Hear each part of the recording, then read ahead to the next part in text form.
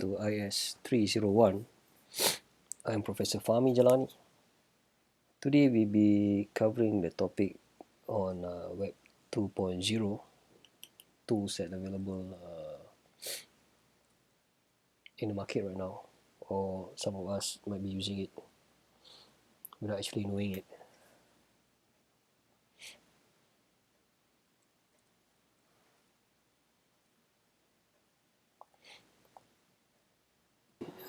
We take a look at the differences between Web 0.1 and 0.2, some example, what the benefit, some of the challenges, and the future for Web 3.0.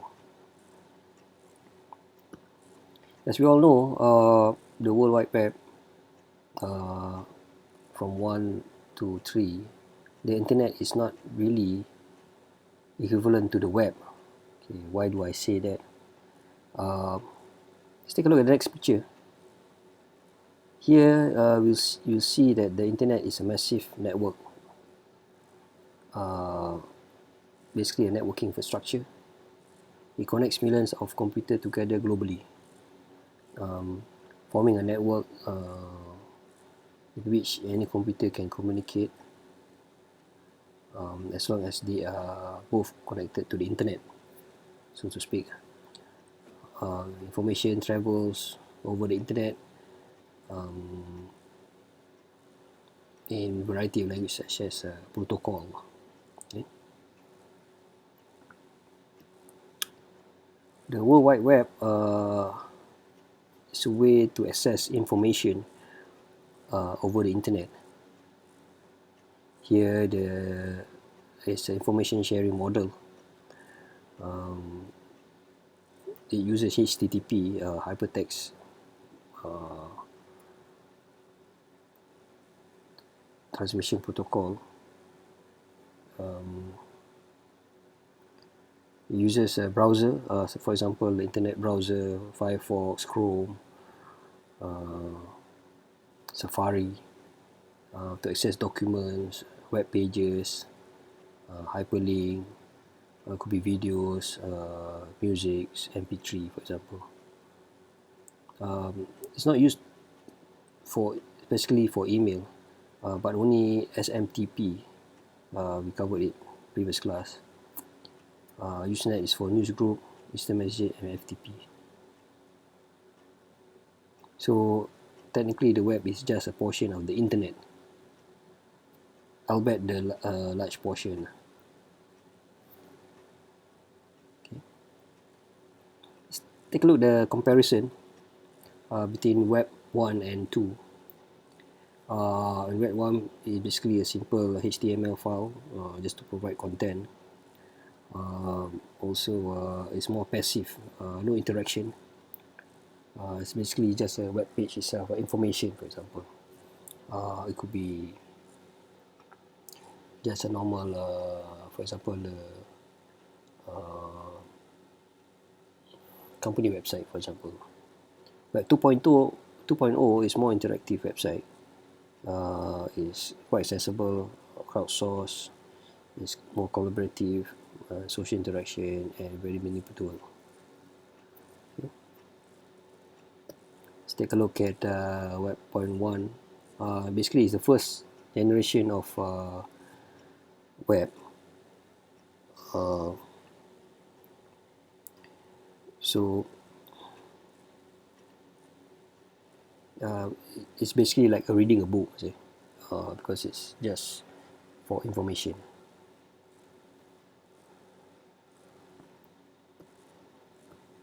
So what we know about 2.0? So officially became the million word in English in 2009, June of 10. But having said that, we rarely hear it.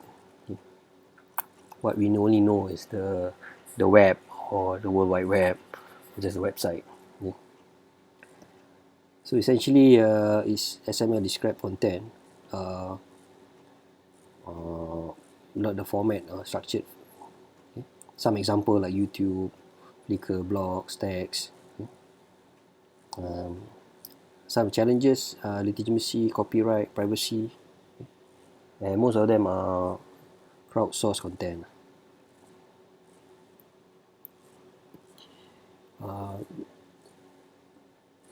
By book by definition, Web 2.0 is a loose collection of information, technologies, and application of the website, uh, according to Tim O'Reilly. Okay?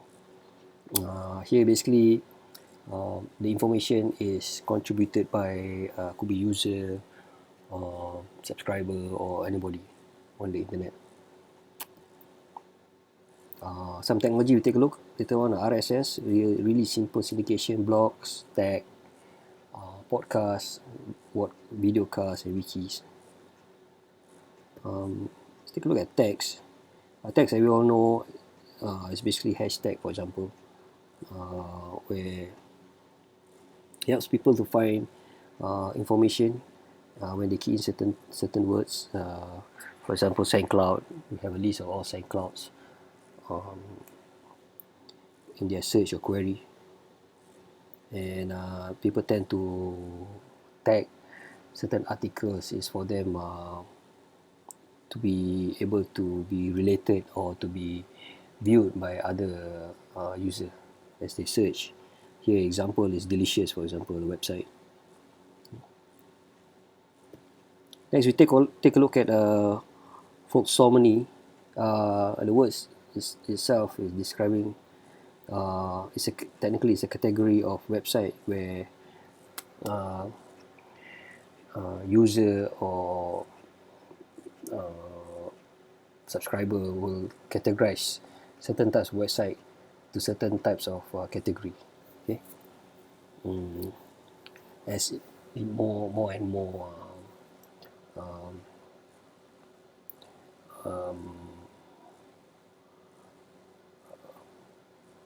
videos or article or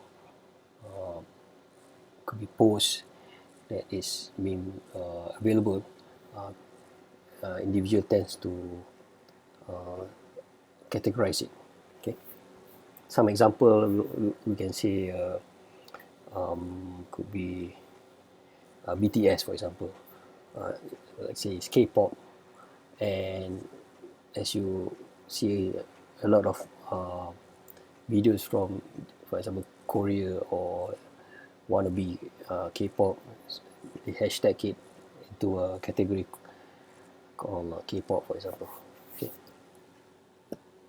Next, we have blogging. This is quite common. I think most of us would have this. Basically, it's a personal website where individual blogs, they talk about their hobbies, could be vacation, could be things they like, about some interests. Okay? And so basically it's their own opinion. And from there are few users or bloggers who are making a living out of it. Okay? Next we have Wiki, a very common platform where you find vast information about individual, company, a lot, and other stuff. Users could edit it, could amend, could upload pictures.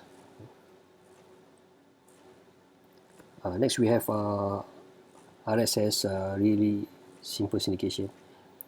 This basically you are able to port certain for example news from other website into your own website by embedding certain codes, for example. Okay, or it's called a news feed, for example, web feed. This is essentially a legacy technology, and we rarely see it. For example,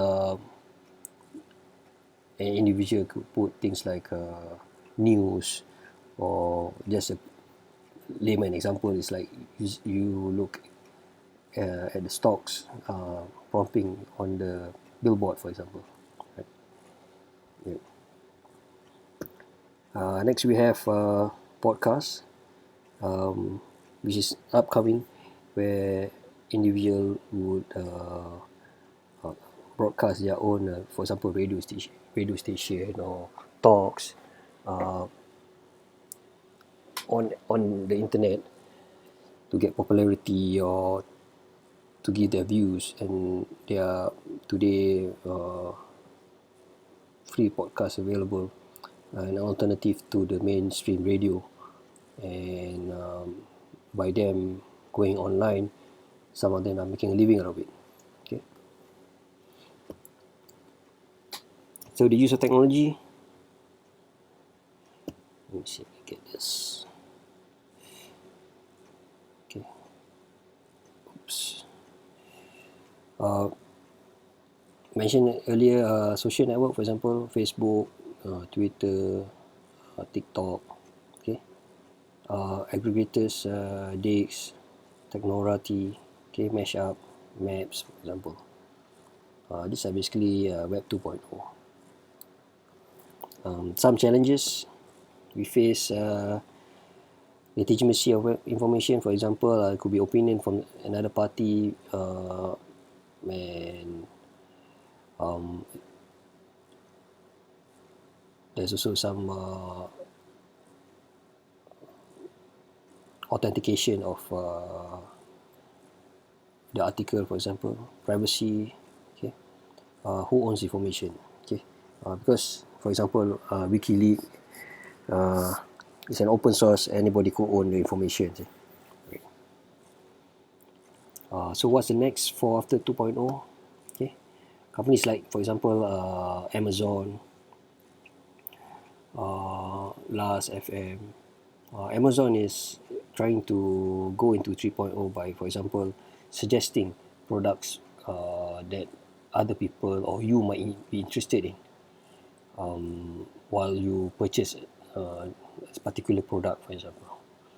For example, a user could be purchasing a laptop, and Amazon could be suggesting you things like mouse, for example, to go along with your laptop.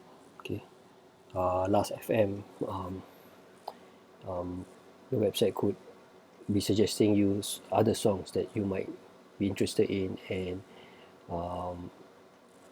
remove other songs that you are not interested in. Okay, so basically the semantic website is an extension of the web, or W3C, World Wide Web Consortium. Basically, essentially, the goal is to make the internet data machine readable, more into artificial intelligence or AI. Okay, so that's pretty much it for the class for Web 2.0. Please feel free to email me if you have any question, and or meet me in the office if you have an appointment. Please stay safe, and bye bye. Thank you very much.